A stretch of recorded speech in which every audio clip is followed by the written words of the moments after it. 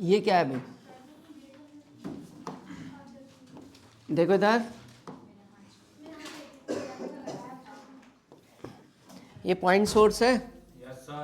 ठीक है, इससे मैं क्या ओरिजिनेट कर रहा हूँ, क्रेस्ट एंड ट्रफ। देखो अब क्रेस्ट एंड ट्रफ मैं ऐसे बना रहा हूँ जबकि ऐसे नहीं होते हैं। ये मैंने क्या बनाया तुम्हें पता है कैसे होते हैं, कुछ ऐसे। तो मैंने जो डार्क लाइन से दिखाया वो क्या दिखाया, क्रेस्ट, और ये जो डॉटेड दिखाया ये क्या है, ट्रफ के सारे रीजन्स हैं। ये ट्रफ हो गए, है ना, ट्रफ, और ये क्या हो गए, बोलो, क्रेस्ट हो गए, ये क्रेस्ट हो, ये पॉइंट सोर्स हो गया। अब मुझे एक सोर्स से दो सोर्स बनाने हैं, क्या बनाने हैं, दो सोर्स। तो दो सोर्स बनाऊंगा, लाइट इधर जाएगी और इधर जाएगी। पहले कोई निकल के आएगा इसमें से, भूत नहीं, क्रेस्ट आएगा या क्या आएगा, हम पहले मान रहे हैं कि भाई क्रेस्ट आया, क्या आया, क्रेस्ट जब निकल के आएगा तो वो यहाँ से ऐसे आएगा, क्यों भाई, ठीक है। अब ऐसे आया क्रेस्ट, और यहाँ से भी क्या निकल कर आएगा, क्रेस्ट निकल कर आ गए। अब क्रेस्ट आगे प्रोपोगेट होंगे, तो मैं पहला क्रेस्ट दिखा रहा हूँ ऐसे, इससे पहले ट्रफ आया होगा, ये मैं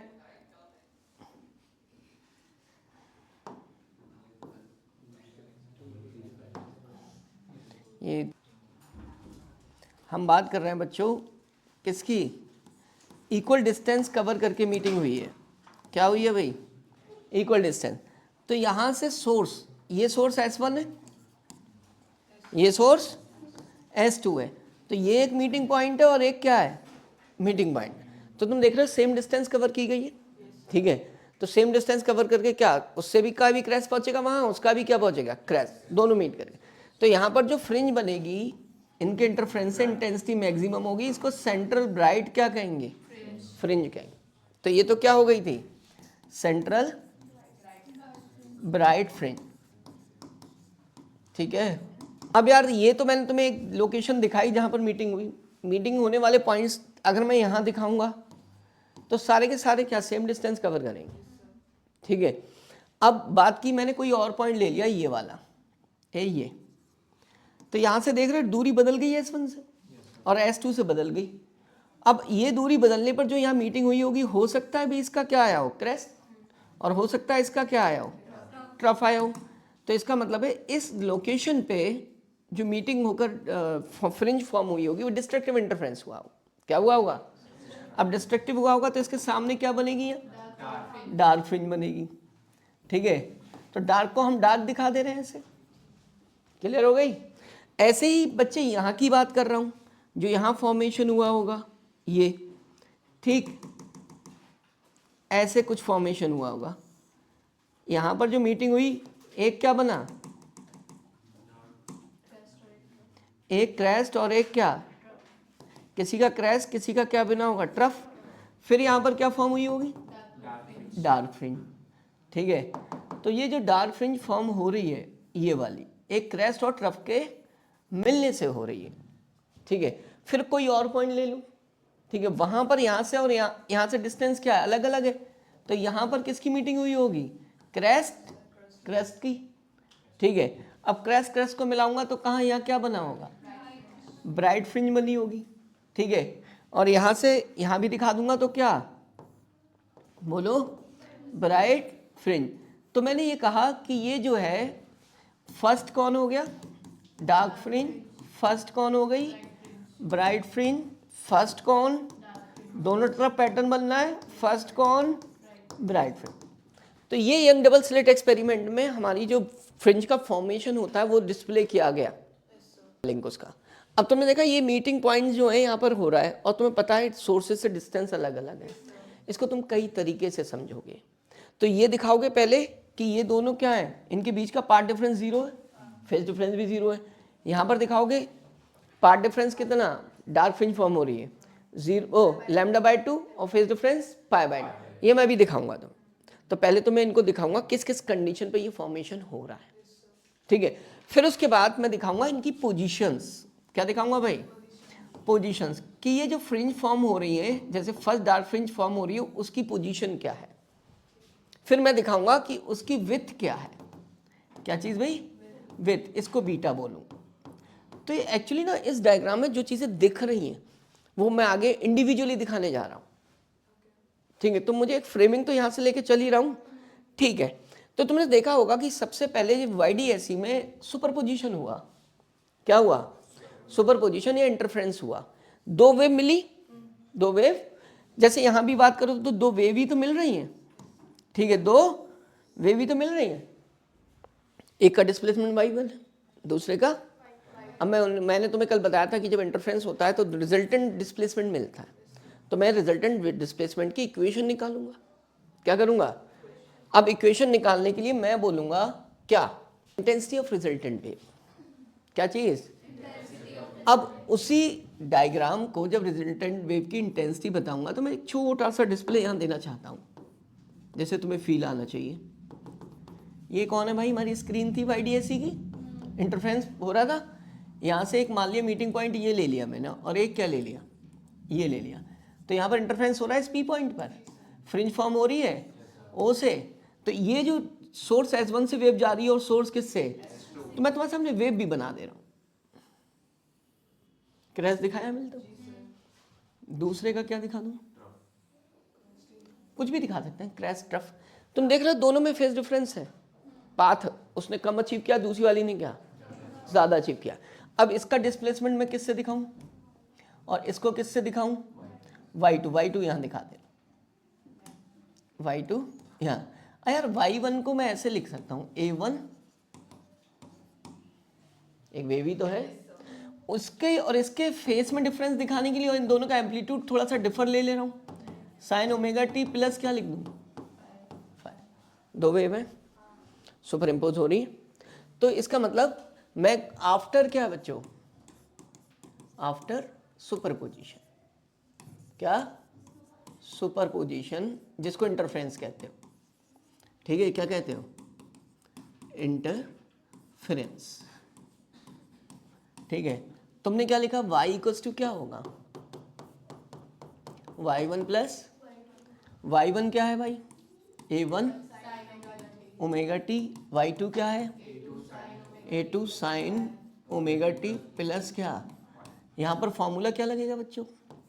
A प्लस बी का, A प्लस बी का। तो A प्लस बी का लगेगा, तो यहाँ पर लिखूंगा A1 साइन A2, इसको sine A cos B, sine A cos B, यही तो लगा।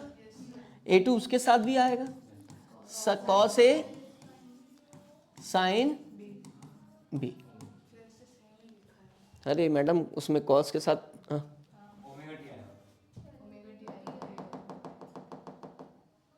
कॉस ओमेगा टी और क्या? साइन फाई, ठीक है। कॉस और साइन क्या? फाई। क्लियर है बच्चों? अब सुनो एक मेरी बात, तुम्हें पता है इसमें साइन ओमेगा टी है, इसमें साइन ओमेगा टी। इसको मैं अगर लिखना चाहूँ तो A1 plus A2 cos phi लिखूंगा, क्यों भाई? और कॉमन क्या लिख दूंगा? Sine omega plus A2 phi, ये लिखो, सही है ना? अब ये अगर बात की जाए तो रिजल्टेंट वेव का मतलब तुम्हें पता है? जब दो वेव सुपर इम्पोज की थी मैंने तो कुछ इस टाइप की बनाई थी, कुछ इस टाइप की बनाई थी बच्चों। ये ऐसे, ये दो वेव थी, दोनों YT बना दे रहा हूँ। ये एक Y1 थी और एक क्या थी? Y2 थी। उन दोनों में जब सुपरपोजिशन हुआ था तो एक रिजल्टेंट वेव जनरेट हुई थी, दिस इज Y, और इसकी इंटेंसिटी क्या है? I। अरे बेटा अभी तो, हाँ अभी कुछ नहीं, अभी सोचो सुपरपोजिशन हो रहा है, मैक्सिमम मिनिमम बाद में बात कर लेंगे, सही है। सुपरपोजिशन होने के बाद जो रिजल्टेंट वेव है, तुम देख रहे हो Y1 is a sine, function of sine, Y2 is also function of sine, ठीक है। जो रिजल्टेंट वेव आएगी वो भी साइन का क्या होगी? फंक्शन होगी, और वो अलग फेस पे होगी। वो क्या होगी? अलग फेस उन दोनों से, ठीक है। अब मैं उस रिजल्टेंट वेव को कैसे लिखूं? ओमेगा प्लस क्या? थीटा। तो तुम्हें ऊपर कहीं दिख रहा है एम्पलीट्यूड? क्यों भाई? यस, तुम्हें दिख रहा है ये वाला पार्ट, जो मैग्नीट्यूड होता है वो एम्पलीट्यूड होता है। साइन ओमेगा टी फेस को रिप्रेजेंट करता है ओमेगा टी। यहां पर दिख रहा है ये वाला पार्ट, इसका मतलब एम्पलीट्यूड जो है ना वो बिखरा हुआ है, दो वेव से मिलना है तो एक के साथ भी अपियर हो रहा है और लेकिन वो अलग अलग है। और मैं रिजल्टेंट वेव रिप्रेजेंट करना चाह रहा हूं तो उसे एक ही पार्ट में लिख रहा हूं। मैं क्या लिख रहा हूं? तो this means this part and this part contribute that in what? Amplitude of resultant wave. तो मैं यहां लेट करूंगा A1 plus A2 cos phi is a part of amplitude, not a amplitude, resultant amplitude. This means this is only what? Is a part of amplitude and which is A cos theta, जो कि क्या है? और दूसरा भी part of amplitude है. This is A2 sin phi and this is A sin theta. बस इतना सा एक्स्ट्रा पढ़ना है। अब तुम इसे मान कर चलो सिलेबस में है या नहीं है, तुम छोड़कर चलो, और हो सकता है वो क्वेश्चन बना के दे दे, वो कहेंगे सुपरपोजिशन तो था, तुम ब्लेम नहीं कर सकते। समझ में ये बात? तो बस इतना सा हमें एक्स्ट्रा पढ़ने में क्या जा रहा है? ये दो लाइन मैंने एक्स्ट्रा पढ़ी, साइन ए प्लस बी का फॉर्मूला सबको आता है, ठीक है। और मैं फिर उसके बाद करता हूँ इक्वेशन 1 का स्क्वायर प्लस वॉट 2 का स्क्वायर, LHS का स्क्वायर करके LHS में जोड़ लो, RHS का स्क्वायर करके RHS में जोड़। RHS का स्क्वायर करो जरा, ए स्क्वायर आएगा बेटा, cos square theta plus cos square sine square theta is equal to 1। लिखूं क्या? मैं शॉर्ट कर दे रहा हूं और तुम चाह रहे हो तो, और दूसरा इसको लिख रहा हूं। क्या भाई बोलो? ठीक है, और चाहे तो एक स्टेप और बढ़ा लो क्योंकि तुम्हें एक जगह और भी cos से मुकाबला करना है। cos प्लस क्या equals to A1 square plus A2 square cos square phi plus 2A1 A2 cos phi plus बोलो plus A2 square sine square phi. And now this is what? ये देख रहे हो, ये और ये मिलकर A2 स्क्वायर होकर 1 हो जाए। अब तुम्हारे पास इक्वेशन आएगी ये A1 square plus A2 square plus 2A1 A2 cos phi. ये इक्वेशन तो हमें वैसे ही याद रखनी है, समझे? ये भी निकलवाया गया है क्वेश्चन में, मैं भी कराऊंगा, ठीक है। दूसरी चीज तुमने पढ़ा कि intensity of resultant wave is directly proportional to the amplitude of resultant wave. Intensity of individual wave, इसकी इंटेंसिटी क्या है भाई? I1। इसकी इंटेंसिटी क्या है? I2। This is the directly proportional to the amplitude of individual wave. I2 square is, अरे second wave का यार, ओह स्क्वायर कहाँ से आ जाएगा, वो तो लिख गया। सेकेंड वेव की इंटेंसिटी जो है वो किसके, ठीक है, इसके जगह क्या रख दोगे? Equals to what? I1 square, I1 आएगा ना, क्या आएगा? I1 plus I2 plus 2 root I1 I2 cos phi. ये बन गई किसकी इक्वेशन? Equation of resultant. कम से कम जो पार्ट डिफरेंस है डिस्ट्रक्टिव के लिए कितना होना चाहिए? Lambda by 2। देखो बोला नहीं बोला ये बच्चा, कौन? प्रियांशु। क्योंकि जो पढ़ेगा वो बोलेगा भाई, वो बोलेगा, ठीक है। जो नहीं पढ़ेगा वो बच्चों क्या नहीं होगा? नहीं बोलेगा। देखो आ गया, जीरो से क्या ये पाई का और लैम्डा बाय, ये पहली स्टेज है फर्स्ट डार्क फ्रिंज फॉर्मेशन के लिए, ठीक है। वो पॉइंट यहां आ गया, यहां पर पहुंचूंगा second dark fringe 3 lambda by 2, ठीक है। और क्या वो पाई में भी ऐड कर दोगे 3 पाई? तो ये सारी फॉर्मेशन तुम्हारे सामने है। इसको मैंने जनरलाइज करके लिखा है किसके टर्म्स में? फाई के। समझ गया ना? किसके टर्म्स में लिखा है? फाई कुछ भी हो सकता है। रिजल्टेंट इंटेंसिटी की वेव को कुछ ऐसे लिखा, क्योंकि जो मैं अब बोल रहा हूं ना, ये मैं जब आगे बोलूंगा उसी को समझ आएगा जिसने यहां पर फील किया होगा। प्लस कितना? I1 I2 और क्या? cos phi. अब मैं लिखूंगा क्या? इन बच्चों वाई डी ऐसे। अब तो मैं पूरा लेसन लिख डालूंगा, तुम एक एक चीज बताओगे अगर तुमने थोड़ा भी मुझे सही से सुना है तो। देखो अब कैसे लिखते हैं। वाई डी ऐसी I1 किसके बराबर होती है?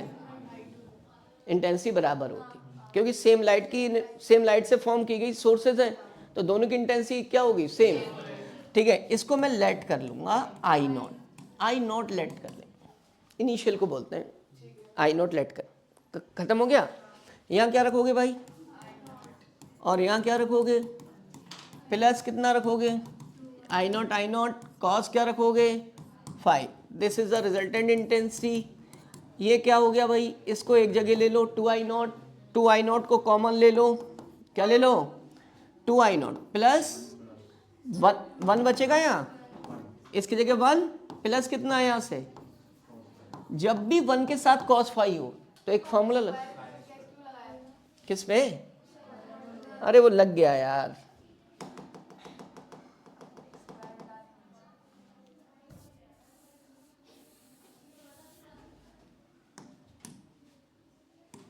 ठीक है, I1 क्या लिखूं इसे? I0 प्लस कितना? cos कितना? फाई। ये आया 2I0 को मैंने क्या ले लिया? कॉमन। यहाँ क्या बचा? 1 प्लस cos फाई। जब भी ऐसा होता है तो 1 को कैंसिल करने के लिए cos 2 थीटा का फॉर्मूला लगाते हैं। तो वो क्या होता है भाई? 2I0 1 प्लस 2 क्या लगाओगे यहाँ? cos square theta by 2। Theta by 2 मतलब सही है भाई। अब देखो तुम, यहां से ये क्या बना? ये कैंसिल हो गया, 2 कितना हो गया?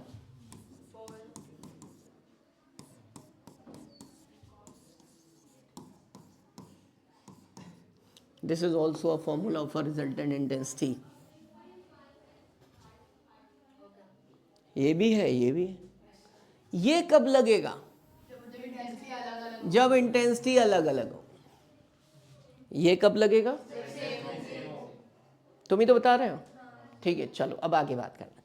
अब मैंने एक जनरलाइज करके लिखा, कंस्ट्रक्टिव इंटरफेरेंस और डिस्ट्रक्टिव के लिए दोनों के लिए इक्वेशन है, बट एक पर्टिकुलर कंडीशंस पर होना है। तो मैं पहले कंस्ट्रक्टिव इंटरफेरेंस की बात करूंगा, तो मुझे सिर्फ इतना बता दो फाई की वैल्यू क्या हो। cos फाई 1 होगा भाई, इंटेंसिटी मैक्सिमम होगी तो इसको क्या रखना पड़ेगा मुझे? 1 प्लस 1। सही है ना? तो ये क्या बन के आएगा बताओ? I1 प्लस √I2 का होल स्क्वायर। यहां से 1 रखूंगा तो 4I0 आ गया।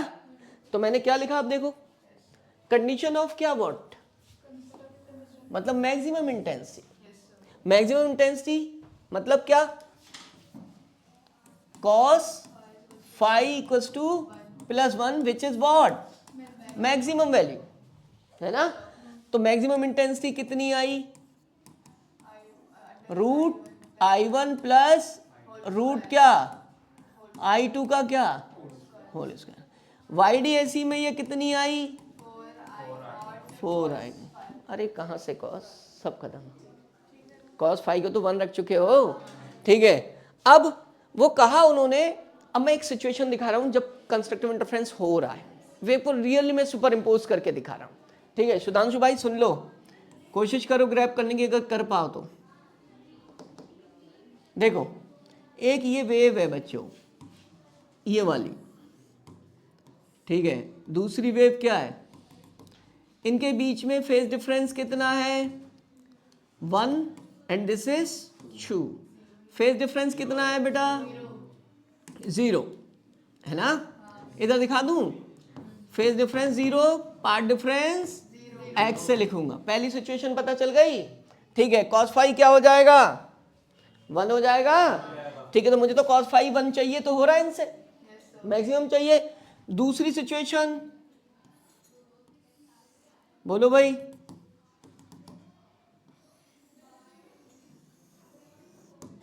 कितने का डिफरेंस? 2 पाई। किस किस के बीच? 1 और 3 के बीच। Phase difference, path difference, lambda. अब मैं ज्यादा नहीं लिखूंगा, मैं सीधे यहां पर पुट करूंगा उनका इन टर्म्स ऑफ फेज डिफरेंस। तो फाई क्या है भाई? 0, 0 से शुरुआत हुई, फिर कितना? 4 पाई, सो ऑन। इसे जनरलाइज करके लिख दूंगा, ठीक है।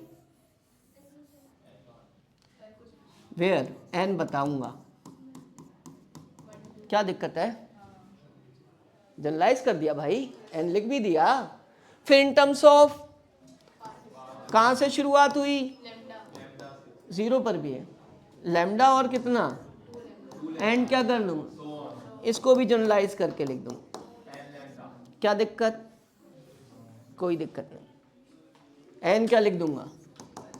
0, 1, 2। ये लिखा है यार, बार बार क्या ही लिख रहे हो, ठीक है। एन ऊपर लिखा है, ठीक, सब दिख रहा है, ठीक है। अब जरूरत तो नहीं, ठीक है। चल, अब क्या लिखने वाले हो तुम? Destructive interference. कौन सी इंटेंसिटी? मिनिमम। कॉपी पेस्ट दिख रहा होगा ना? यस। तुम क्यों आ रहे हो बार बार? ठीक है, क्या बेटा? मिनिमम। मिनिमम के लिए कॉस फाई क्या होना चाहिए? -1। क्या होना चाहिए? तो सबसे पहली शुरुआत -1 का मतलब पाई। क्या? पाई। एक तो ऐसे देख लिया फॉर्मूले से, एक देख लो लाइव वेव को सुपर इम्पोज करते हुए। कहां से देखोगे? बोलो, यहां से देखोगे नहीं देखोगे? कि डिफरेंस तुम्हें दिखना चाहिए जो इनको सुपर इम्पोज करा रहे हो, एक ऐसे एक ऐसे। क्या बताओ, ये दिख रही है तुम्हें सुपर इम्पोज होती हुई? किस पर दिख रही है? कितना डिफरेंस आया? पाई का, ठीक है। और फेज डिफरेंस कितना? पाथ डिफरेंस कितना आया? Lambda by. किस किस के बीच? फिर किस पे चले? थर्ड पे। थर्ड पर यहां तक पहुंचने में कितने का डिफरेंस क्रिएट हो ताकि क्रैश के नीचे क्या आ जाए? क्रैश के नीचे क्या आता है? ट्रफ। तब डिस्ट्रक्टिव इंटरफेरेंस होता है। और यहां पर क्रैश के नीचे क्या आता है? ये लिखने की जरूरत नहीं, ठीक है। अब शुरुआत करते हैं यहां से। 0 पाई, 2 पाई, 3 पाई। 3 पाई का पार्ट फेज डिफरेंस आ रहा है, 3 पाई का फेज डिफरेंस, और 3 लैम्डा बाय 2 का पार्ट डिफरेंस। हर एक, ये जो क्रैश है एक लैम्डा बाय 2 होता है, 3 लैम्डा बाय 2 आ रहा आया। फिर क्या लिखोगे? वही इक्वेशन क्या आएगी? ये रूट I1 माइनस क्या? I2 का क्या? YDAC में ये क्या आएगा? क्यों YDAC में क्या होता है? I2। बार बार नहीं लिखूंगा, YDAC में I1 I2 होता है। क्लियर हो गया? इन टर्म्स ऑफ क्या लिखूंगा? फेज डिफरेंस के लिए क्या लिखूंगा मैं? बोल दिया करो यार, इतनी जल्दी भी नहीं बोल सकते। 3 पाई एंड 5 पाई भी लिख सकते हैं, सो ऑन, ठीक है। फाई इक्वल्स टू जनरलाइज करके 2n माइनस 1 पाई। एन को रख के देखो, शुरुआत करो। एन को क्या करो भाई?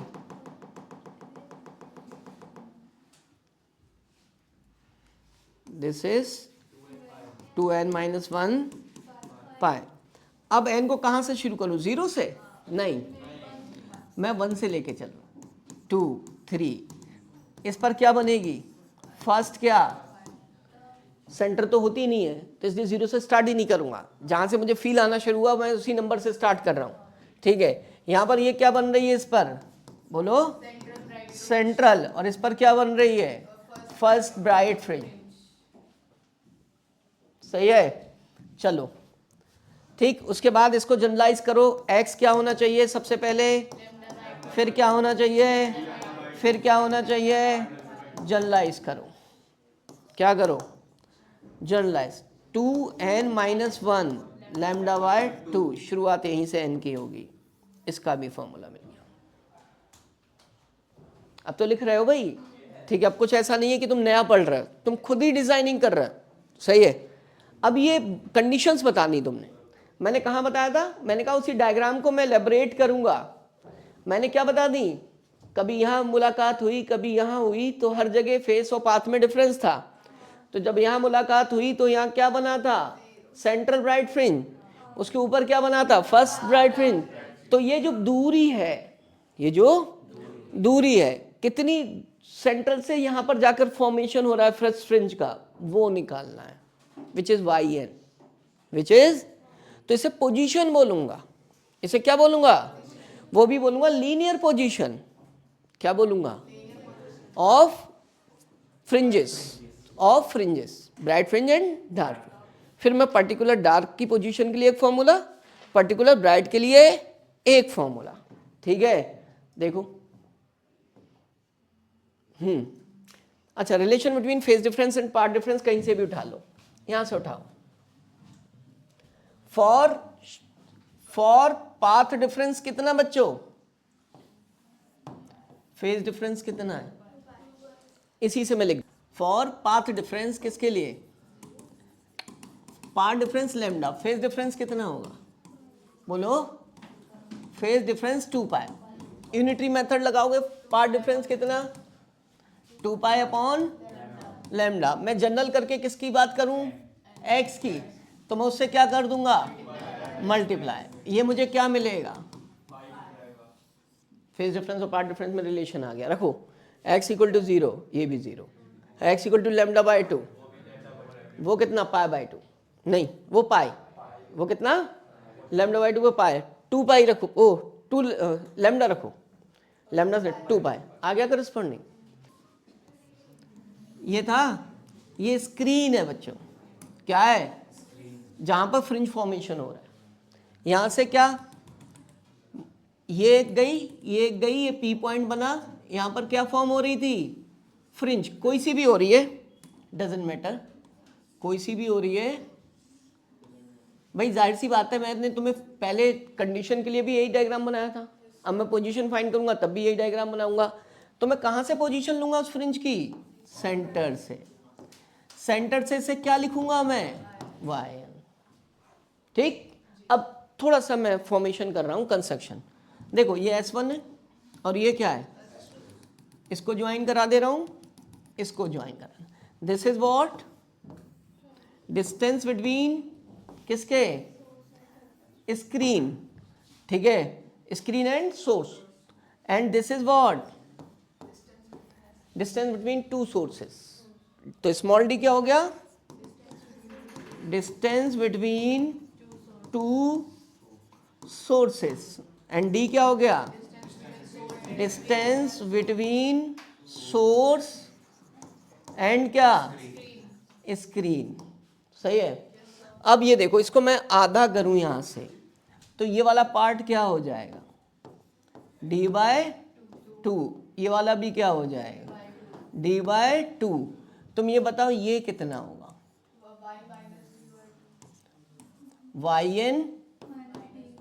yn माइनस डी बाई 2, ये क्या होगा, बोलो, इसको मैं लिख सकता हूं yn प्लस, कोई दिक्कत, ठीक है। तुम देख रहे हो वहां तक पहुंचने में दोनों के पाथ में डिफरेंस आया, मैं वही लिखना चाहता हूं, y प्लस, बेटा ये लो ना, y कहां से है, यहां से है 0, इसमें ये ऐड करोगे ना, ठीक है। अब सुनो, S2P ज्यादा है, S2P ज्यादा है, S1P क्या है, कम है, इसके स्क्वायर में से इसके स्क्वायर को सब्ट्रैक्ट कर रहा हूं, Pythagoras S2P, right angle triangle की प्रॉपर्टी हर किसी को आती है। S2P की वैल्यू अगर मैं तुमसे निकलवा लूं तो इस ट्रायंगल का सहारा ले लोगे, इस राइट एंगल ट्रायंगल का, तो वो क्या होगा, इसका square is equal to this square plus this square, मतलब this square plus this square, this square मतलब d प्लस,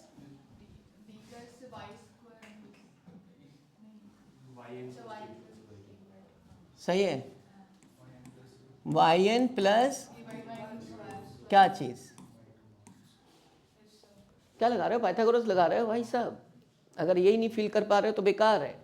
जो एब्सेंट है सिर्फ उनके अलावा सब फील कर रहे हैं। लग गया S2P S1P सब बताओ जल्दी से। Very good. YN माइनस, हाँ गुस्सा क्यों कर रहे हो भाई, खत्म। इसमें से ये माइनस करोगे कैंसिल, ये बचा और ये बचा, ये A² माइनस B² का formula, A plus B A minus, direct करो यार, इतने तो स्मार्ट हो ही तुम, मेरे साथ रह रह के हो ही गए हो। YN प्लस D/2, ठीक है, प्लस लगा दे रहा हूँ बीच में, प्लस कितना YN माइनस इतना पार्ट A प्लस बी और इतना part plus D/2 minus YN plus dy। सही है भाई, कुछ कैंसिल हो रहा होगा, this is 2YN and this is D। इसे चलो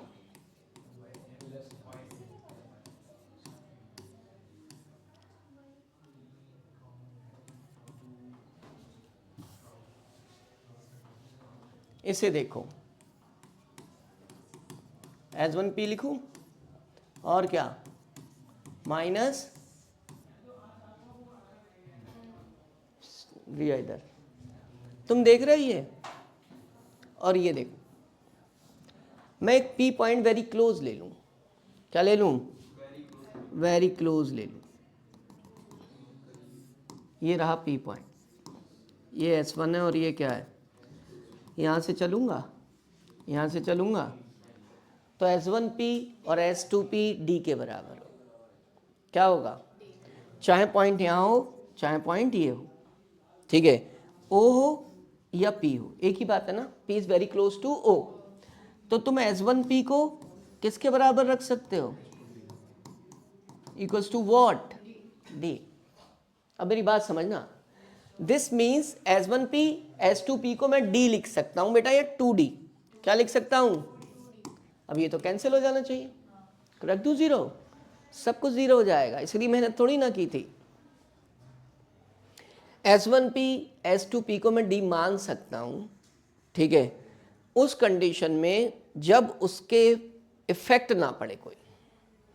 लेकिन कभी कभी ना थोड़ी थोड़ी चीज़ें भी ज़िंदगी में क्या करती हैं, बड़ी हलचल सी कर देती हैं, दिल को बड़ी तकलीफ देती हैं, छोटी सी बात होती है। जैसे मैं प्रियांशु की बात करूं, इसे तुम कुछ भी कह लो कोई असर नहीं पड़ता ज़्यादा, आयुष की बात करो तुम्हें कोई असर नहीं पड़ता, इसे तुम ना जब तक मारो मत, इसे मारना भी बहुत बड़ी चीज़ है, तुम डंडे से मारो इसे कोई असर नहीं पड़ेगा। लेकिन कुछ लोग बड़े सेंसिटिव होते हैं, जैसे गर्ल्स होती हैं, ठीक है, उन्हें अगर तुम थोड़ा सा भी कुछ कह दोगे तो गंगा जमुना क्या होने लगती है, बहने लगती, ठीक है। तो सेंसिटिवनेस जहाँ हो, जहाँ सेंसिटिवनेस हो वहाँ पे अल्फाजों का ध्यान रखना पड़ता है, किसी के दिल को तकलीफ नहीं होनी चाहिए। एक कायदे से सुनो, किसी के दिल को तकलीफ ना होनी चाहिए हमारे वर्ड से, ठीक है, हमें इन चीज़ों का ध्यान रखना पड़ता है।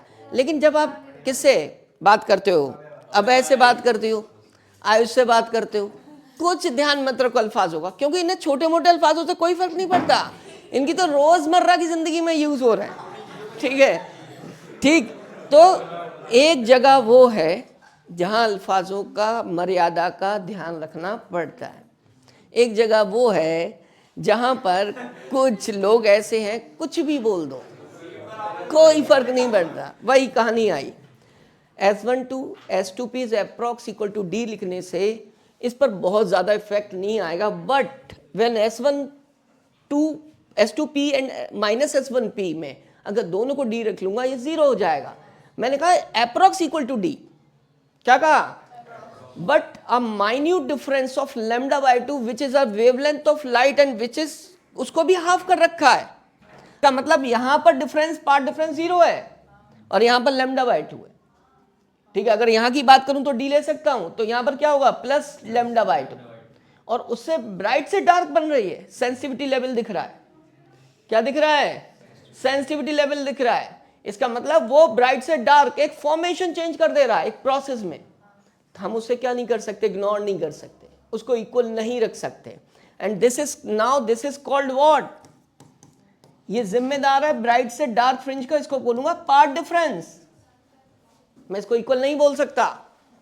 मैंने कहा ना एक जगह ये वर्ड समझना मेरी बात, यहां मैं अप्रोक्स इक्वल करके ऐड कर सकता था क्योंकि फॉर्मेशन ऑफ फ्रिंज नहीं चेंज हो रहा था, लेकिन जैसे ही मैंने यहां पर उसको इक्वल लेता तो भाई मैं इसका मतलब पोजीशन ऑफ डार्क फ्रिंज के लिए भी वही वैल्यू ले रहा हूं डी S2P को, और S1P को भी वही ले रहा हूं, ठीक है। लेकिन जबकि चेंज हो रहा है, तो जब चेंज हो तो अप्रोक्सीमेशन नहीं वैलिड होता, ठीक है।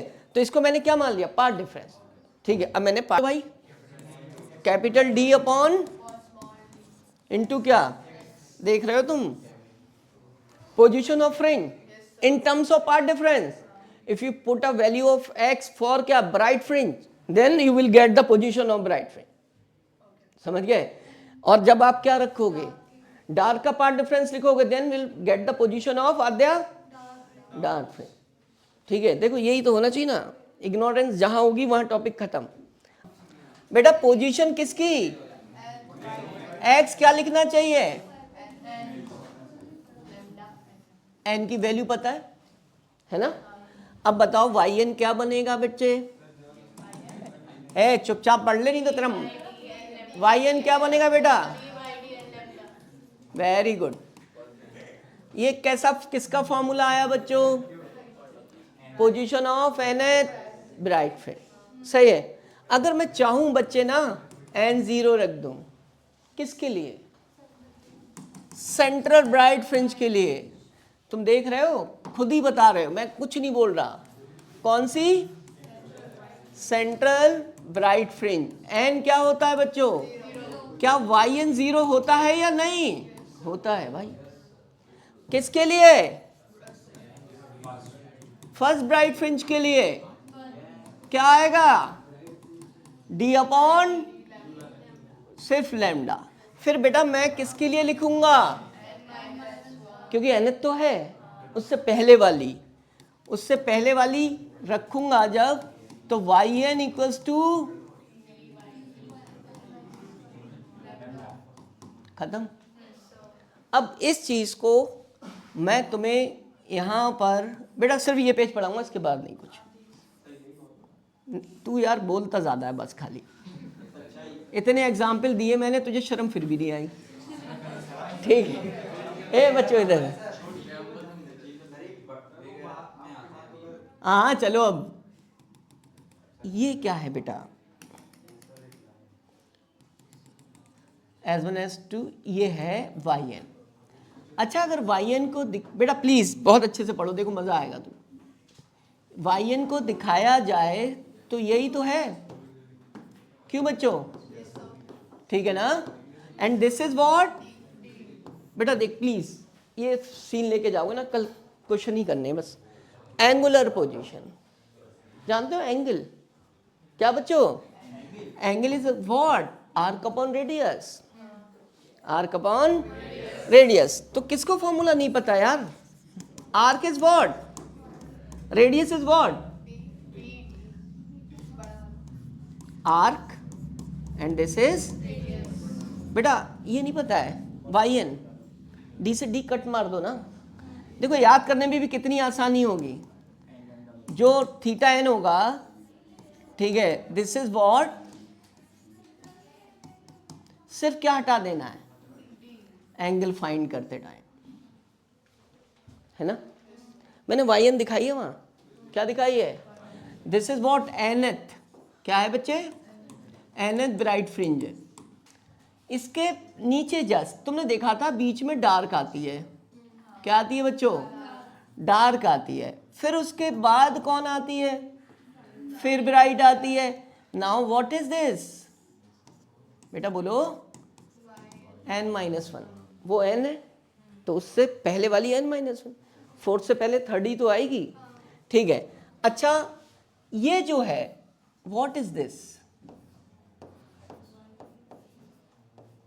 बीटा, दो ब्राइट के बीच में डार्क फंसी है, क्या फंसी है, तो मैं विथ ऑफ डार्क फ्रिंज ही तो निकाल पाऊंगा। क्या लिखूंगा? Distance between two consecutive bright fringes, right? अच्छा, बीटा निकालना है। ये कौन सी विथ है पता है? लीनियर। इसके लिए वर्ड यूज कर लेंगे क्या? बीटा कैसे निकलेगा? yn क्या है बेटा? बोलो। n lambda. ये क्या है? n-1 lambda. खुद सॉल्व कर लेना, बीटा आएगा d/d लैम्डा। और पता है कुछ मिलता जुलता, सिर्फ n हटा देना, और जब तक फ्रिंज विथ पढ़ोगे यही आना। अब उन्होंने कहा एंगुलर विथ, इसका भी एंगल निकाल लो। क्या निकाल लो? इसको लिख दो थीटा बीटा। एंगुलर विथ है भाई, उसकी लीनियर विथ है, वो ये है, उसका एंगल एंगुलर विथ कहलाएगा। क्या कहलाएगा? और एंगुलर विथ कैसे निकलता है? Angle equal to arc upon radius. Arc upon radius. अब जानते हो आर्क कैसे बेटा? Arc is what? Beta, and radius is what? Again D. This is arc और दिस इज रेडियस। बीटा रखो जरा, बीटा देख रहे हो? डी हट जाएगा, ठीक है। Now theta beta is what? बस इतनी सी थी कहानी। अब सुनना, पोजीशन ये है, जब भी एंगुलर पोजीशन निकालो कैपिटल डी हटा दो, ठीक है। और ये तुम्हें फॉर्मूला याद कर लिया, इससे एन हटा दो और इससे फिर एंगुलर निकालो, डी हटा दो।